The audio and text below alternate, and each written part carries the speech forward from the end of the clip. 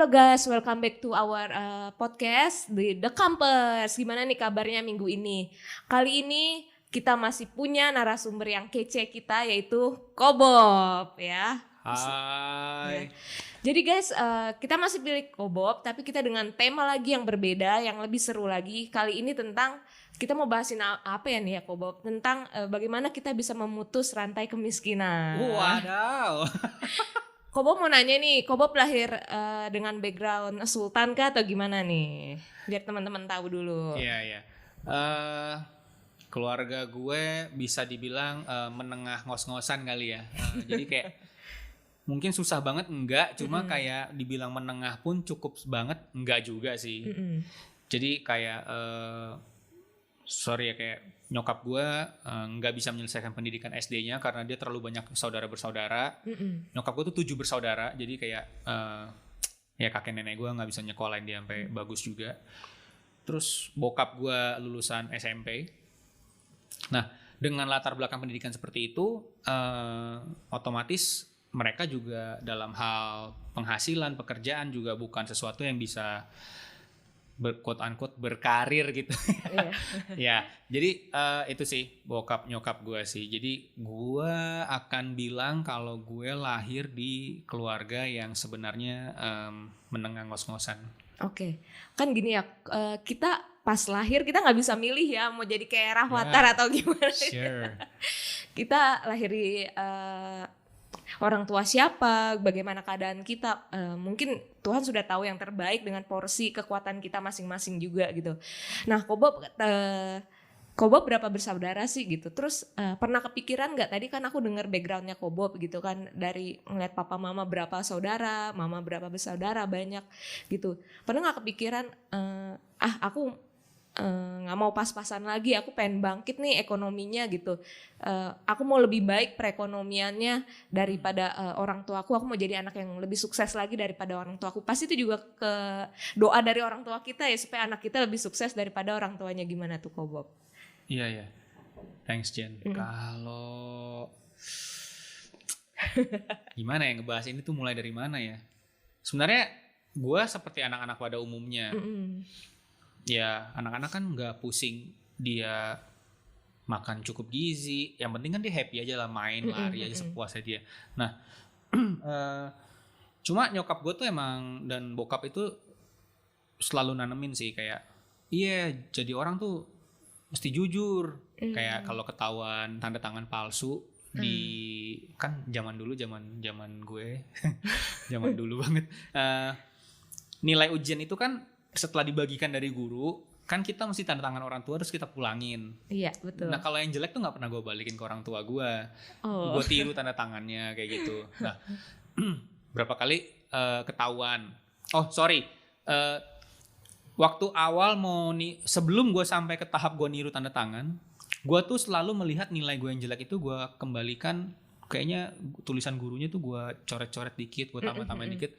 Jadi kayak gue ngasih berusaha secepat mungkin biar bapak mak gue nggak ngeh tulisan nilainya itu dengan baik, tapi kayak misalkan mendekati 70-80 ke atas, kayak biar dia tanda tangan cepet terus gue buru-buru tarik. Ternyata satu hari sepandai-pandai tupai melompat, gue jatuh bikin salah. Kalau gue dapet nilai misalkan 50 ya gue berani-beraniin aja tuh. Depannya gue tambahin 75 kayak gue tambahin angka 7 jadi 75, atau tambahin angka, harusnya sih maksimal angkanya cuma sampai 10, cuma kan mak bapak gue nggak tahu skornya cuma sampai 10. Jadi gue dapet angka 5, sebenarnya jelek dong. Iya. Gue depannya tambahin 75, tambahin angka 7. Bisa kan jadi 75 kan. Satu hari gue dapet angka 20. Namanya anak kecil, gue tambahin 0 di belakang jadi 200. Mana ada ya? Iya, gue diomelin mak gue sih. Mak gue ketawa, cuma akhirnya ya mak bapak gue selalu ngajarin jujur. Dan hidupnya tuh kayak mulai di ini, oh iya nanti kamu kerja, kamu punya keluarga sendiri. Jadi nggak pernah bener-bener gue mimpi rumah besar, punya mimpi punya mobil apa, enggak sih. Pokoknya ya keluarga gue ya keluarga sederhana aja lah gitu. Gitu sih Jen. Jadi kalau dari Kobob nih, sudut pandang, mungkin nih hal ini sensitif gitu ya guys, kalau kita ngomong tentang kemiskinan. Kalau menurut Kobob, dari sudut pandang Kobob, kemiskinan itu jadinya yang seperti apa, karena dia nggak punya uang kah untuk membeli sesuatu atau bagaimana kok Bob? Iya, miskin nih banyak perspektif sih Iya menurut gue. benar. Kalau kita kembali ke perspektif, mungkin perspektif negara, hidup di bawah garis kemiskinan, oh ya pendapatan lo per hari di bawah 10.000, lo termasuk kategori hidup di bawah garis kemiskinan. Atau kalau kita nge-refer ke apa yang Tuhan bilang tentang diri kita melalui Alkitab, bahwa sebenarnya kita tuh hidup berdasarkan rasa berkecukupan ya, rasa berkecukupan. Jadi bukan ngelihat apa yang nggak ada di hidup kita, tapi apa yang udah ada di hidup kita sih. Nah, kalau gue nilai memahami kemiskinan tuh di saat ini, gue tuh dari tahap menertawakan kemiskinan gue. Jadi kalau gue nengok ke masa lalu gue, ngelihat bagaimana dulu mungkin gue orang punya Tamagotchi, gue cuma ngeliatin orang main Tamagotchi. Orang punya PS ya gue duduk di belakang nontonin orang main PS. Sampai sekarang tuh gue dari tahap yang lu katain gue miskin pun gue gak apa-apa. Sampai hari ini lu bilang Bob tuh miskin tuh gue juga gak apa-apa. Karena gue dari tahap merdeka sih Jen. Gue udah gak mikirin omongan orang, gue gak pusing sama omongan orang. Tetapi kita harus fokus sama hal-hal yang memang penting buat hidup kita masing-masing. Nah sekarang balik lagi sih Jen, mungkin hidupnya teman-teman tuh value yang teman-teman pegang sebenarnya apa sih?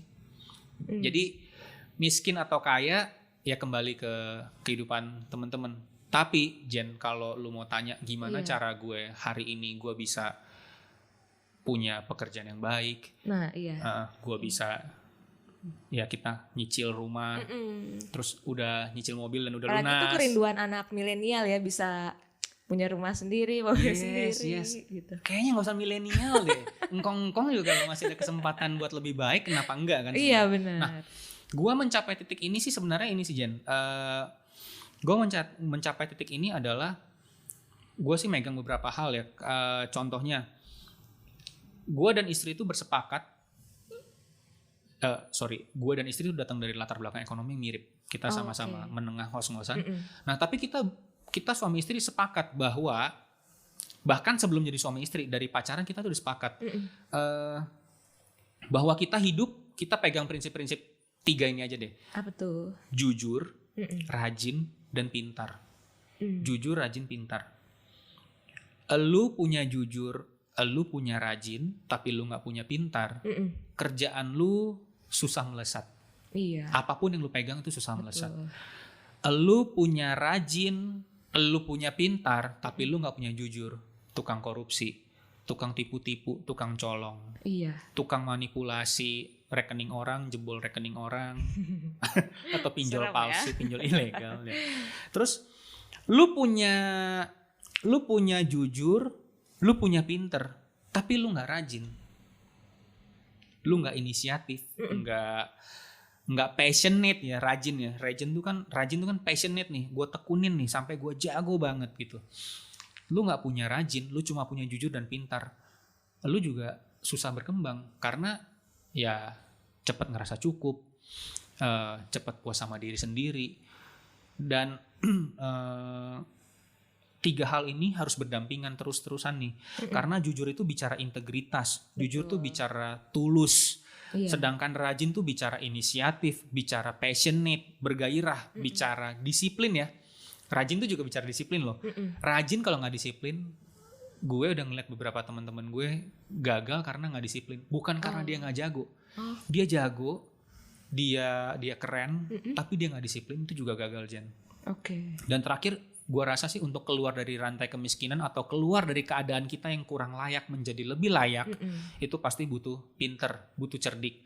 Nah, lu nggak bisa pinter kalau lu nggak pengen cari tahu, lu nggak pengen kasih usaha kerja keras Jen. Jadi kan kalau kita mau pinter kan kita mesti usaha belajar. Betul. Kalau kita nggak punya duit untuk les atau apapun, tapi kan kita minimal kita ada usaha deketin orang-orang kita kenal, dia ada keahlian apa nih, gue deketin aja, gue pepet, gue belajar gitu. Kayak gitu sih Jan kalau gue ngeliatnya. Untuk keluar dari rantai kemiskinan, ada jujur, ada rajin, ada pintar. Itu 3-tiganya harus berdampingan. Aku ada menarik yang soal kepintaran tadi ya. Gini, kemiskinan itu kadang kayak diturunkan dari generasi ke generasi gitu kan.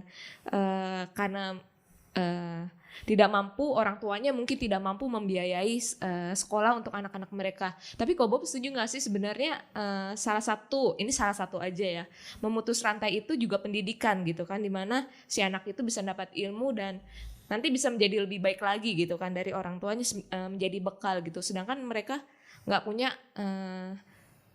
privilege untuk belajar itu gitu, mungkin karena orang tuanya nggak bisa nyukupin gitu. Nah, jadi menurut Koko tadi sekolah itu jadinya bagaimana kok untuk bisa menjadi salah satu faktor memutus rantai kemiskinan tuh? Iya. Thanks. Mereka yang nggak punya kesempatan belajar gitu, masih SMA gitu, ini udah harus berhenti bagus banget sih. Iya. Mungkin tanya ke Mas Nadim lebih cocok sih kayaknya sih. Oke, what I believe, hal yang gue percaya adalah pendidikan itu adalah salah satu jalan keluar dari kemiskinan, tetapi bukan satu-satunya jalan. Iya. Mungkin kalau pendidikan formal itu nggak affordable, nggak bisa didapatkan. Iya. Tapi kan pendidikan nggak cuma di sekolah. Pendidikan akhlak tuh sebenarnya kita dapat dari mana sih, Jen? Pendidikan akhlak kan kita dapat dari mungkin lingkungan terdekat kita ya, apakah itu orang tua kita, atau kita dapat dari lingkungan ibadah kita, apapun agamanya. Pendidikan akhlak, terus pendidikan skill. Ternyata skill, ya aku bersyukur sih dulu. Aku dari dulu bergereja itu, pendetaku, gembala sidangku tuh selalu dari aku remaja tuh selalu dipercayakan untuk belajar semua-muanya. Ayo Bob, kamu suka musik gak? Belajar musik. Sekarang gue jadi pemusik gak? Enggak. Cuma ilmu itu gak pernah sia-sia. Iya. Karena waktu kita passionate, waktu kita dikasih kesempatan belajar, tadinya gue harus bayar les loh Jan. Dan gue gak sanggup bayar les. Tapi gue dikasih kesempatan di gereja untuk belajar gitu. Ya apapun yang dikasih kesempatan belajar gue ambil. Jadi waktu itu gembala sidang tawarin apapun gue ambil. Belajar ini mau gak? Mau. Belajar ini mau gak? Mau. Belajar ngoperasiin ini proyektor mau nggak? Mau. Apapun gue mau, apapun gue ambil. Jadi kepakai semua ya kok ilmunya. Iya. Maksud gue gini, kalau ada 1-2 opsi keluar dari kemiskinan, kenapa nggak lu perbanyak opsinya aja? Betul. Lu punya 5-6 skill yang siapa tahu bisa bantu lu keluar dari kemiskinan. Itu yang gue pikirin sih Jen. Dan pengalaman gue kayak gitu. Berarti dari yang aku dengar dari Ko Bob, berarti kita harus keluar juga dari zona nyaman sama health kita, mental health kita, pikiran kita perlu diubah ya. Jangan sekecil itu. Jadi ngomongin miskin berarti bukan cuma karena miskin gak punya uang, tapi pemikiran kita yang sempit kayak gitu ya nggak sih kok? Betul banget. Gimana sih supaya memperkaya tuh kok keluar dari zona nyaman? Kalimat itu bagus banget Jen. Jangan-jangan yang miskin pola pikir kita. Iya tuh. Ada orang pernah nanya sama gue, lu mendingan ketawa di Avanza atau nangis di Mercy? Gue gak mau jawab. Itu lu aja pikiran lu sempit. Gue pilih, gue mau ketawa di Mercy. Mau apa lu? Nah, jadi jangan-jangan yang miskin pola pikir kita. Betul Jen. Jangan-jangan yang miskin pola pikir kita. Nah, pola pikir yang miskin itu apa? Malas, moody. Gue lagi gak mood hari ini, gue gak mau belajar. Gue gak mood hari ini, gue gak mau meeting. Gue gak mood hari ini, gue gak mau les. Kalau lu kalah sama mood, ya lu kalah sama diri lu sendiri. Jadi perjuangan lu ngelawan diri lu aja nggak tuntas. Apalagi apalagi kita mau berkompetisi sama kanan kiri kita yang mungkin orang-orang yang desperate, orang-orang yang udah rindu punya kesempatan berjuang, bekerja, apapun akan dikerjakan dan dengan baik lagi masalahnya. Kayak gitu sih. Itu miskin di pikiran sih ya. Jadi cara keluar dari kemiskinan sebenarnya juga mulai dari diri kita sendiri. Dari diri sendiri. Keluarlah dari pola pikir yang menjebak, pola pikir manja, pola pikir apa-apa harus disediain, apa-apa salah orang lain. Gak pernah melihat kalau ada satu hal kejadian yang gagal, gak pernah merasa atau bertanya pada diri sendiri, what have I done wrong? Apa ya yang gue kerjain salah? Tapi mungkin lebih melihat nyalain orang lain. Ini gue gagal karena orang tua gue nih miskin. Nah itu baru aku nanya. Berarti jangan sampai mikir gitu ya. Gue udah dilahirin di keluarga miskin. Ya udah kayak gitu. Berarti jangan menyalahkan orang tua ya. Jangan Jen. Gitu. Dan keadaan. Betul. Gitu. Karena gue lahir dengan keadaan bapak mak gue gak punya rumah. Gue cuma dikasih numpang sama kakek gue dan rumah itu sendiri. Kalau gue mau hidup mengasihani diri gue karena kondisi orang tua gue yang nggak punya rumah, nggak punya motor karena motor yang bapak gue pakai semua dari kantor gitu-gitu. Oke. Kalau gue mau mengasihani diri itu, sampai hari ini gue nggak akan beranjak merasa bahwa gue harus kerja sampai gue mampu melakukan hal-hal yang belum bisa gue lakukan di hari kemarin gitu. Jadi gue berjuang lebih baik, keluar dari kemiskinan mental gue sendiri, keluar dari kemiskinan pengetahuan gue, karena gue tahu gue nggak bisa di lesin yang bagus-bagus, tapi gue mau belajar dari teman-teman gue supaya gue nggak miskin di otak. Jadi kalaupun orang tua gue miskin, tapi otak gue nggak miskin, hati gue nggak miskin, kerjaannya sirik, nyalain orang lain, terus itu kan hati gue miskin. Jadi itu sih Jen, gue sih ngelihatnya kalau kita berhasil keluar dari mental kita yang miskin, dari hati dan pikiran kita yang miskin, itu akan otomatis Jen memperbaiki kehidupan kita, pindah ke kehidupan yang lebih layak, keluar dari kemiskinan. Jen. Amin.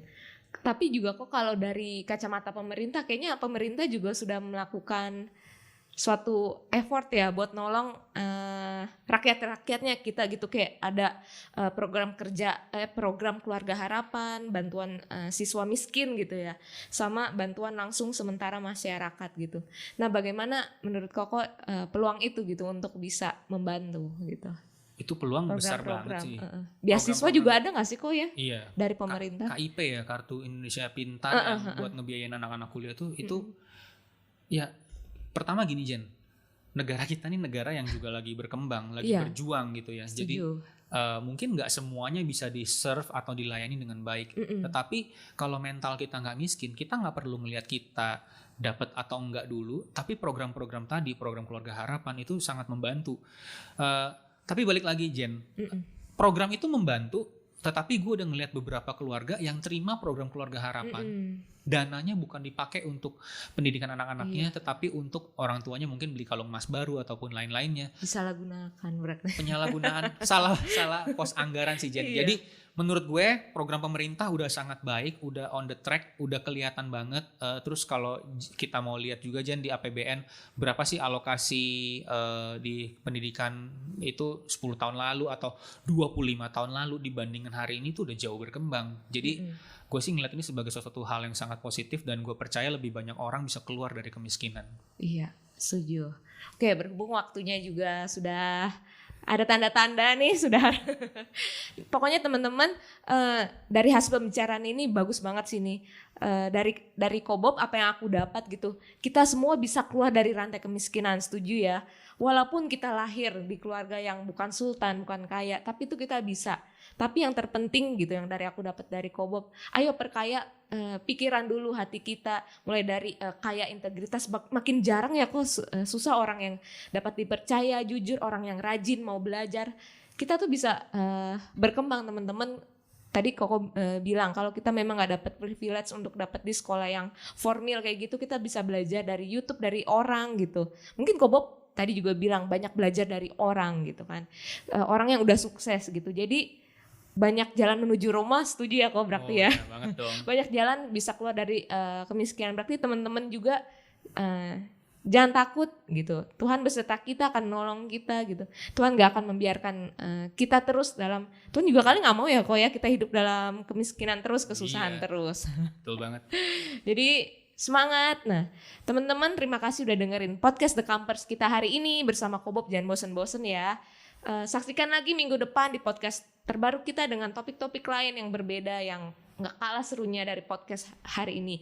Jangan lupa di like, subscribe. Tolong juga bantu di share ke teman-temannya kalau kalian suka dengan konten-konten kita. See you guys. Thank you. Bye-bye. Thank you Kobob. Thank you Jen.